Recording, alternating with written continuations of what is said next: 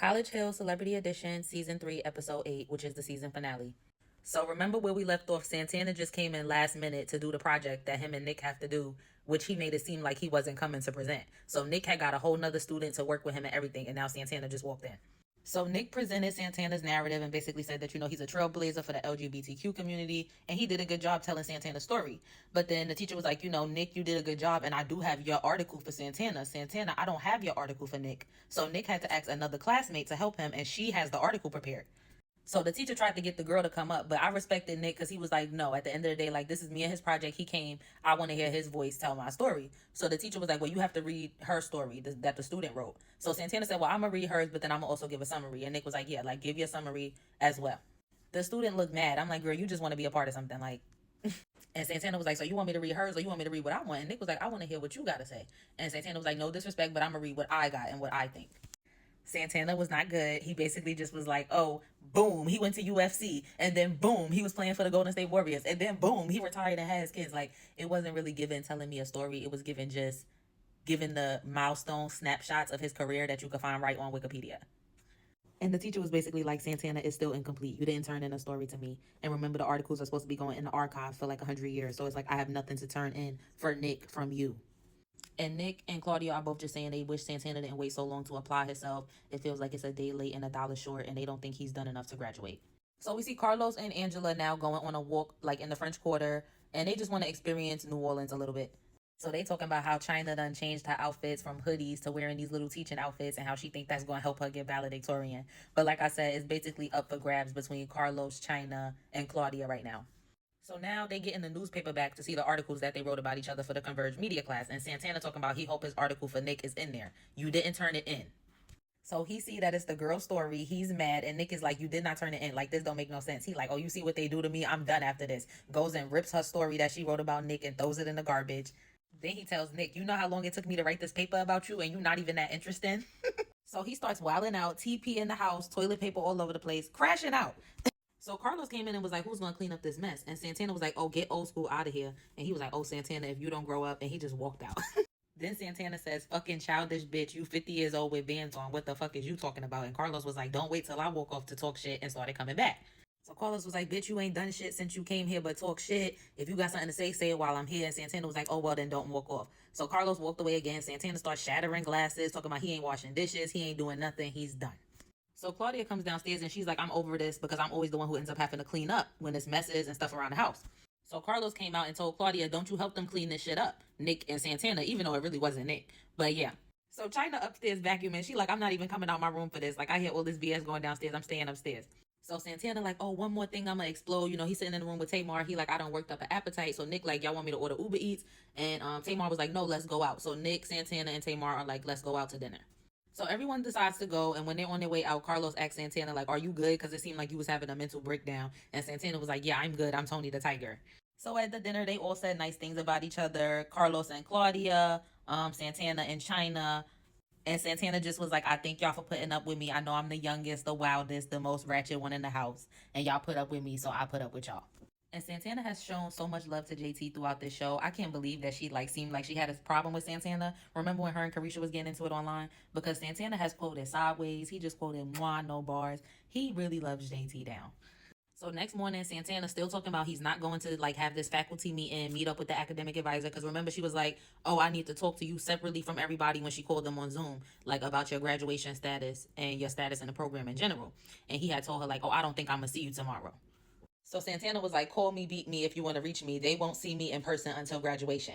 So we see all the teachers there. They're looking at the time. They're like, okay, I guess Santana's not going to show up. So we just going to have an open discussion amongst ourselves about his graduation status. Okay, so we have the first teacher who did the whole Mardi Gras unmasked Zulu parade class. She was like, Santana never came to her class at all. They never met. So he has a complete 0 in her class. The music and culture teacher was like, he came to the first class and it seemed like he was doing good. And then he never came back. The Converge media teacher said he also has an F in her class and he will not be passing. And they're basically like, his GPA is under a 1.0, so we're going to put official letterhead and send to him and let him know that he won't be able to matriculate or graduate in the program because he's not coming. And that was his plan, was to show up to graduation and just graduate. So they're going to send him something so he could know, like, don't even show up to graduation. You did not pass. So the next day, we see that everybody in the house is throwing a celebration for China. She's been sober for 17 months. I love the bond that they all forming. This is one of my favorite ensemble shows in a while. They all really fuck with each other, despite the little issues that they might have had and the bumps along the road. I really do like the vibes. And China was invited to speak as a guest at an event at the church to basically just tell her story and her testimony and how faith helped her with that. And everybody's just encouraging China because you know how she gets when it comes to public speaking, and also when it comes to her having to talk about her past and her story and the things that people have heard of. So China did a good job. You could tell she was nervous, but she did tell her story and she did great. Everybody encouraged her. It was a nice sight to see. And a lot of people came up to Angela after it and told her that, she inspired them. Especially I saw a few young people, which I'm sure touched her because that's who she really wants to talk to the most, I feel. So they come back and they're celebrating China by drinking some non-alcoholic sparkling juice. And Nick notices a letter addressed to Santana in the house. Of course, the letter is telling Santana that he's dismissed from the program and he will not be graduating. And he's like, I'm not surprised. I didn't really do nothing. And he told everybody else, like, y'all worked hard, so just keep doing what y'all doing. So it's the next day, the last day before they graduate, and they're having a family day. Nick's son is his twin, for real. Carlos is also his dad's twin. And we already know Black China is Tokyo Tony's twin. Then Claudia, she had mad friends come. And then the last person who walked in the door, she's going to say, oh, this is my ex-boyfriend who's also my best friend. I'd like to have that maturity. But I think y'all still fucking.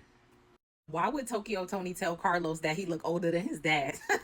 So the family's left, but I'm sure that they'll be there for the graduation tomorrow. Of course, it was really nice to see a good interaction with China and Tokyo Tony. I love that. When they're good, it's great to see. When they're bad, it's terrible.